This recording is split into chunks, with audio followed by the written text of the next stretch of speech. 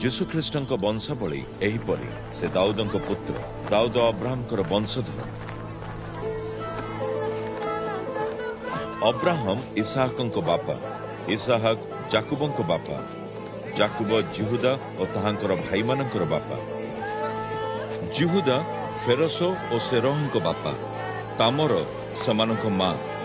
ଫେରସ ହିସ୍ରୋଣଙ୍କ ବାପା, ହିସ୍ରୋଣ ଅରାମଙ୍କ ବାପା। ଅରାମ ଅମିନାଦାବଙ୍କ ବାପା, ଅମିନାଦାବ ନହସନଙ୍କ ବାପା, ନହସନ ସଲୋମନଙ୍କ ବାପା। ସଲୋମନ ବୋୟାଜଙ୍କ ବାପା, ବୋୟାଜଙ୍କ ମାଙ୍କ ନାମ ରାହାବ।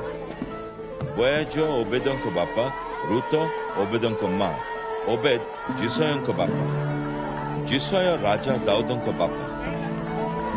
ଦାଉଦ ସଲୋମନଙ୍କ ବାପା। ସଲୋମନଙ୍କ ମା ଆଗରୁ ଉରିୟଙ୍କ ସ୍ତ୍ରୀ ଥିଲେ।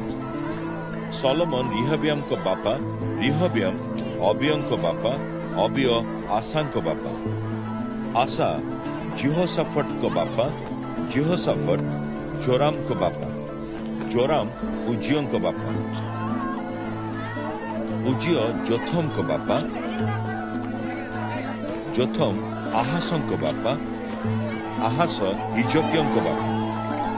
ହିଜକିୟ ମନସିଙ୍କ ବାପା। ମନସି ଅମୋନଙ୍କ ବାପା, ଅମୋନ ଯୋସିୟଙ୍କ ବାପା। ଯୋସିୟ ଜିକନିୟ ଓ ତାହାଙ୍କ ଭାଇମାନଙ୍କ ବାପା। ଏହା ଇସ୍ରାଏଲ ଲୋକଙ୍କୁ କୃତଦାସ କରି ବାବିଲୋନ ନିଆଯାଉଥିବା ସମୟର କଥା। ସେମାନଙ୍କୁ ବାବିଲୋନକୁ ନିଆଯିବା ପରେ ଜିକନିୟ ସଲ୍ଟିଏଲଙ୍କ ବାପା। ସଲ୍ଟିଏଲ ଜିରୁବାବିଲଙ୍କ ଜେଜେବାପା। ଜିରୁବାବିଲ ଅବିହୁଦଙ୍କ ବାପା। ଅବିହୁଦ ଏଲିଆକିମଙ୍କ ବାପା। ଏଲିଆକିମ ଅଜେଜୋରଙ୍କ ବାପା। ଅଜେଜୋର ସାଦକଙ୍କ ବାପା। ସାଦକ ଜାଖିନଙ୍କ ବାପା। ଜାଖିନ ଏଲିହୁଦଙ୍କ ବାପା।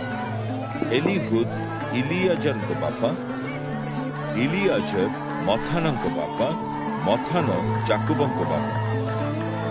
ଜାକୁବ ଯୋସେଫଙ୍କ ବାପା। ଯୋସେଫ ମରିୟମଙ୍କ ସ୍ୱାମୀ। ମରିୟମଙ୍କ ଗର୍ଭରୁ ଯୀଶୁ ଜନ୍ମ ହେଲେ। ଯୀଶୁଙ୍କୁ ଖ୍ରୀଷ୍ଟ କୁହାଯାଏ। ଏହିଭଳି ଭାବରେ ଅବ୍ରାହମଙ୍କ ଠାରୁ ଦାଉଦଙ୍କ ପର୍ଯ୍ୟନ୍ତ ହେଲେ ମୋଟ 14 ପୁରୁଷ।